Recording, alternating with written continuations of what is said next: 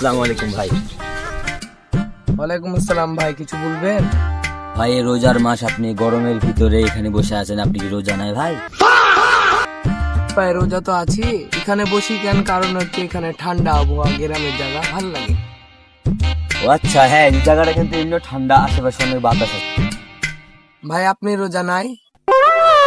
এ ভাই কি যে বলেন, আমি ভাই ছোট থেকে 30টা রোজা ছাড়া করি না, আমি এদেরকে নিয়ে সব রোজা করেছি।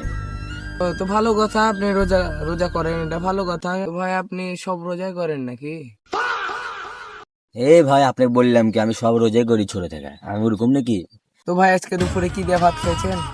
ভাই মুরগির মাংস দিয়ে ভাত খেয়েছি।